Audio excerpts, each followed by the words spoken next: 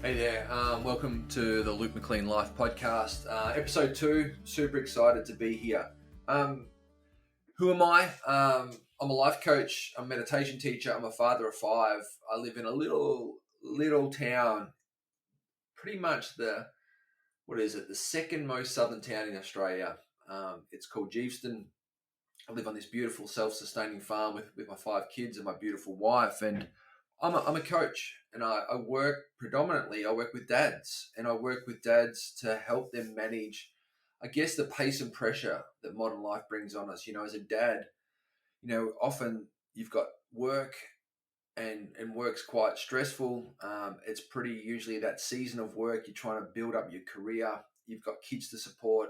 You're trying to be a good parent, trying to be engaged and present, and you're managing your relationship with your wife as well as your friendships and your personal, and knowing through experience, having kids, that it's a challenging time, and if we don't have the support, the clarity, and the connection, a lot of families and a lot of dads do spiral, and they do feel challenged, and they do feel stressed and anxious. And I guess my starting point for that was to really help dads build a foundation and a framework to live, lead, and parent from, that they can call on tools and resources and ways to be at their best.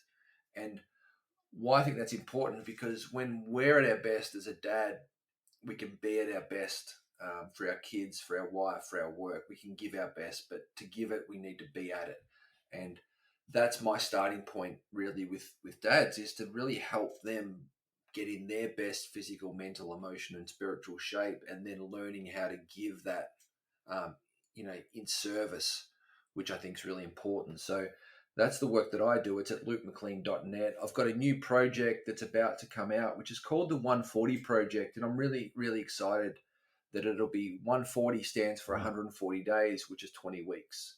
And it's a 20-week sort of immersive group coaching program for dads. And it'll cover 9 different topics. We'll spend a fortnight on each topic, and then there'll be a closing week of really what are we going to do and how to turn this information, this knowledge, into action ongoing. So, some of the topics that we'll cover, and each topic will include a 90-minute group coaching workshop, which I will facilitate, and then there'll be 2 weeks of awareness and action from that heading that you'll be asked to do through online coaching. So there's a lot in the program. I think it's a really beautiful program. It's pretty much built, and I'm really looking forward to getting those men together. I'm doing a current program with some men at the moment, and what I can say is just how profound and how important it is when a group of men get together regularly, and they begin to open up and talk about their lives, their challenges, what they're working towards, and then sharing how they went, with the areas of focus, with taking action, with the tools and resources. I actually find it almost more impactful than one-on-one coaching, because there's a vulnerability loop, and when one man shares and opens up, it almost creates safe passage for the other men to really talk about it. And that's what we've created in this current group that I'm working with, and what I'm wanting to create more with men, because I also think that a lot of dads don't have the place to talk about and learn and grow together in safe environments. And we try to create those. I really do a lot of work up front to create the framework and the boundaries of what this program's about, and what we do. And we want this to be real conversations, not just transactional. So it's worked. I think the 140 projects just takes that a step further. So if you're a dad that would like to invest in yourself, to invest in your family, and you're thinking, I'd like to be more energized, more engaged, more present, as a person, as a parent, as a partner, then I think the 140 Project could be a really great starting point for you. So you can check that out. It's at lukemclean.net /140 Project, and the information's there. Anyone that's interested, I'll grab a 20-minute one-on-one discovery call with you talk you through the program, get to know me, see if this is a good fit, and then we can explore prices, etc. From there. So that's the 140 project. But today we're going to talk about, and this is actually in the 140 project as one of the headings, and this is about doing work and doing work that you love, doing work that makes you come alive. There's something really impactful when we're doing work that we love to do, that excites us, that we feel is meaningful to us, that when we do it, obviously it affects our well-being, our energy, but we're spending, for 40 odd years, we're spending 260 days on average a year working.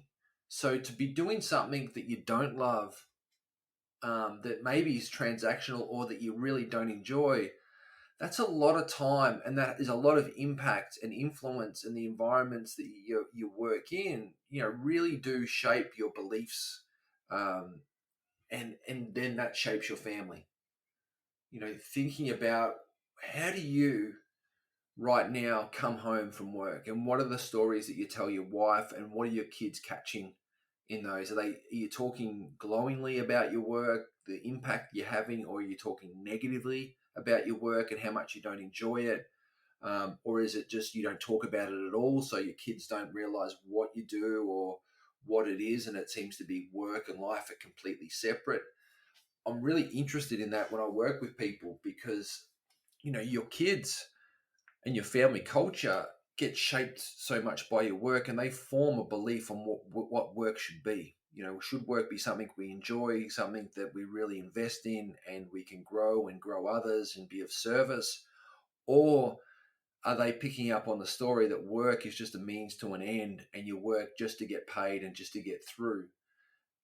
That they're two polarizing stories and two polarizing beliefs that we can give our kids about the work that we do. So this this work of working and finding what makes you come alive was really impactful for me. So this is a book called Sparked by Jonathan Fields, and I read the book and I listened to a couple of podcasts about being sparked, and he talks about these things called Sparketypes, and he's created this assessment called the Sparketype assessment. And Sparketypes are what makes you become sparked with your archetype. So there's 10 Sparketypes in total, and you take the assessment and it'll give you your primary Sparketype.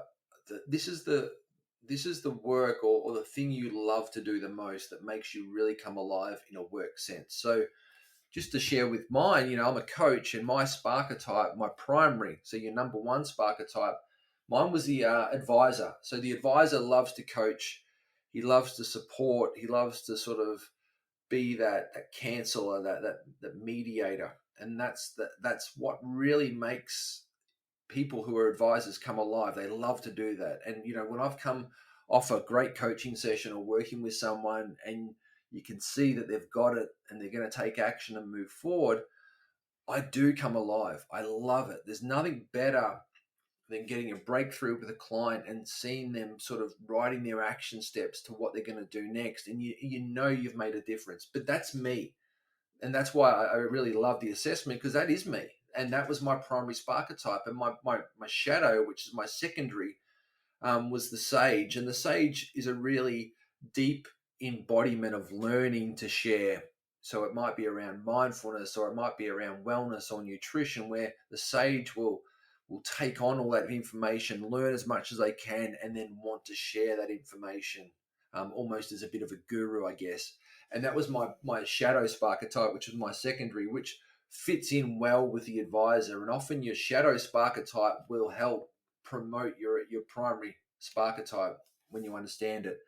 So that was really cool. And my auntie, which is the one that takes the most energy from me, is the performer. And I'm not a performer.